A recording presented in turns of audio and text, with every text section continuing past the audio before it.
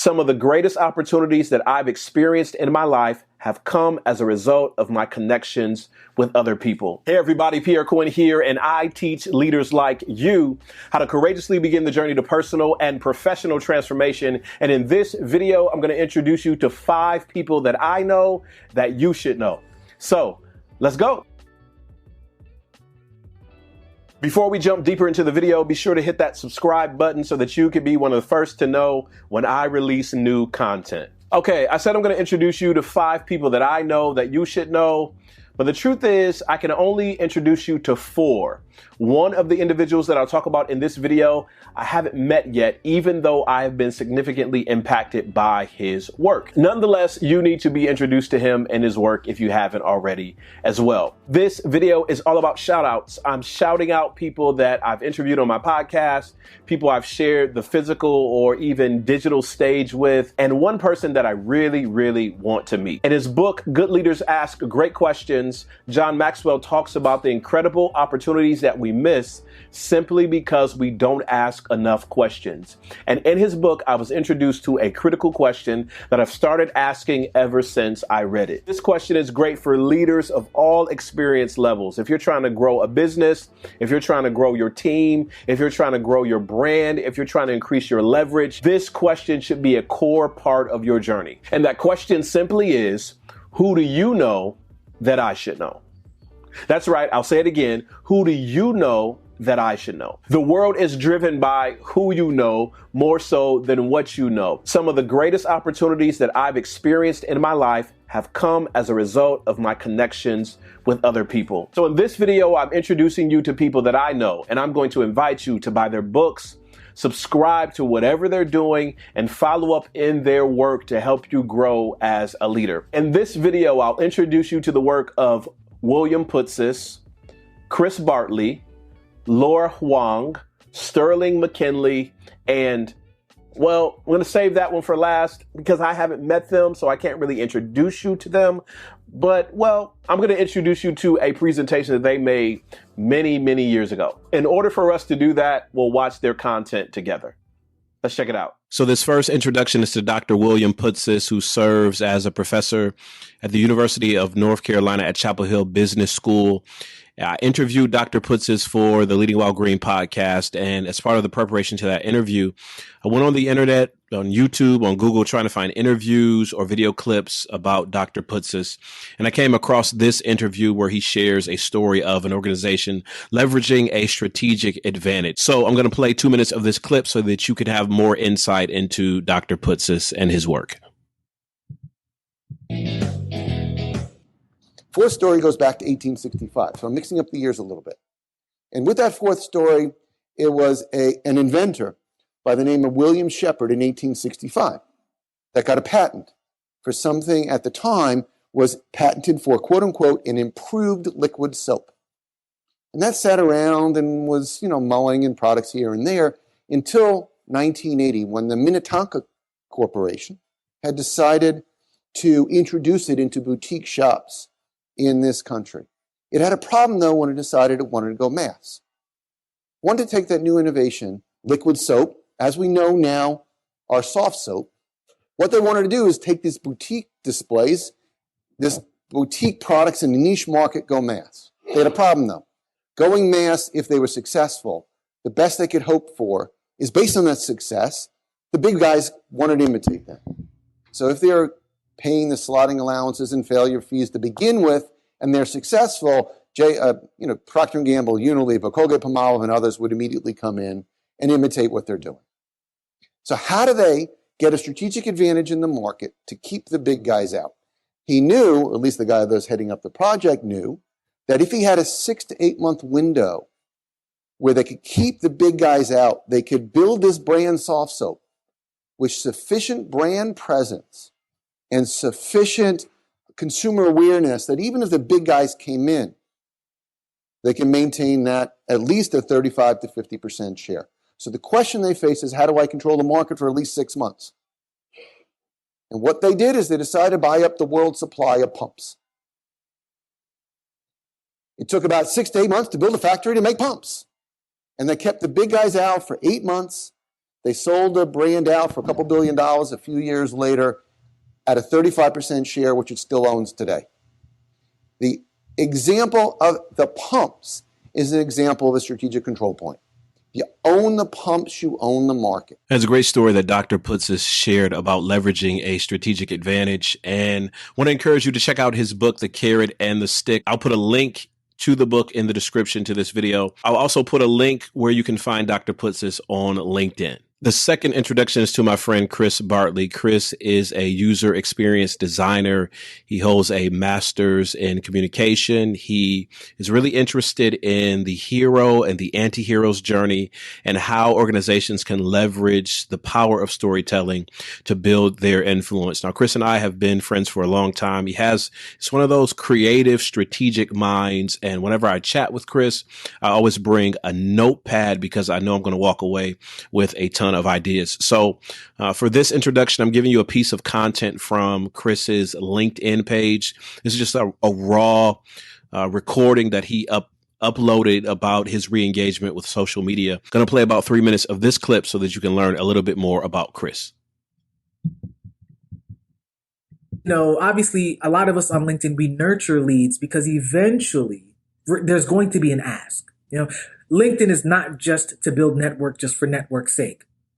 I'm doing an MBA right now, and doing this MBA is not just to have an MBA. It's to build a network to eventually connect with individuals who would be able to help you along the path for a referral or something that's going to further you along professionally. It's not just to have friends for friends' sake. That's Facebook, right? So let's get that clear. So here's the thing.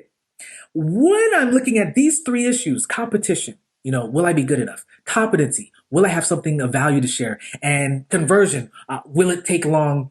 I challenge you, just like Scott challenged me, to transition, to change those questions into hows. How will I stand out?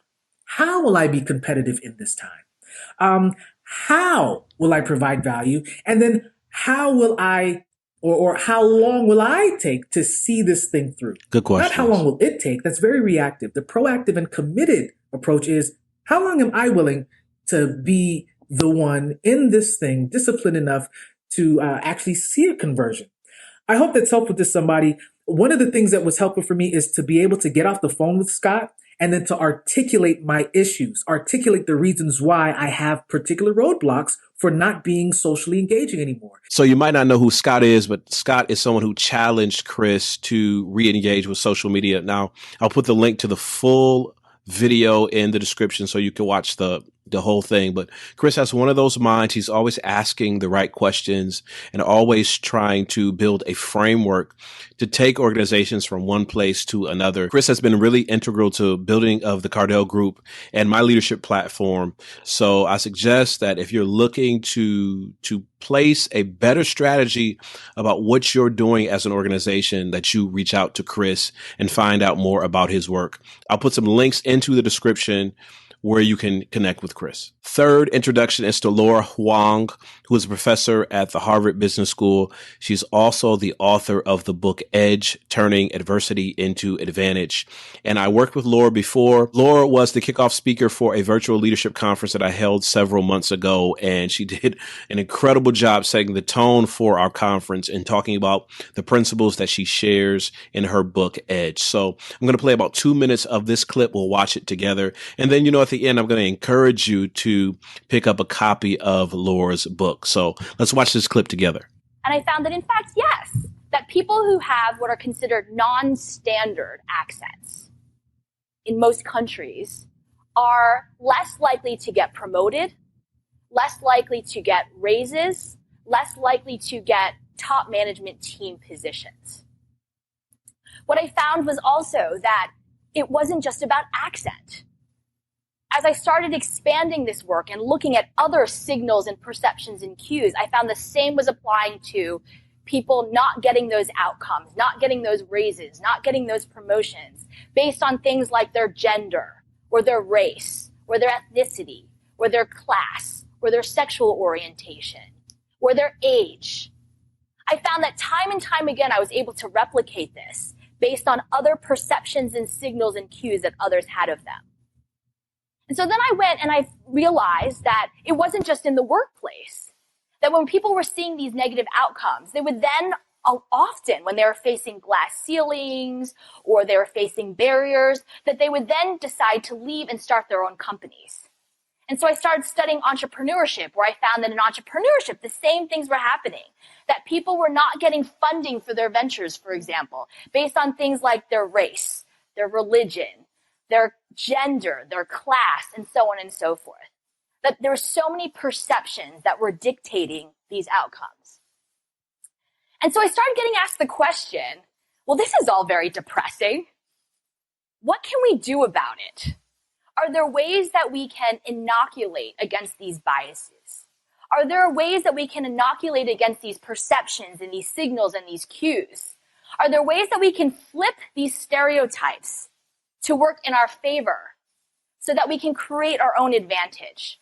Knowing that some people naturally have an advantage and others don't, are there ways that we can flip these stereotypes so that we can create our own advantage and create our own edge? I'll put the link to this clip, which can be found on Laura's YouTube channel, in the description for this video. And I want to encourage you to pick up your copy of Edge. I know that you'll benefit by engaging in more of Laura's work and by reading your own copy of her book, Edge, Turning Adversity into Advantage. Fourth introduction is to Sterling McKinley, author of the new book, Binge-Worthy Branding. Sterling is a digital marketer. He's a brand strategist. And I interviewed him for the Leading While Green podcast, where he shared his personal story, his journey of building his own company, and how he's been able to travel around the world. I had a great conversation with Sterling, and I want to share with you one of the videos on Sterling's YouTube channel where he talks about how companies can take advantage of having a personal touch. So let's watch this one together.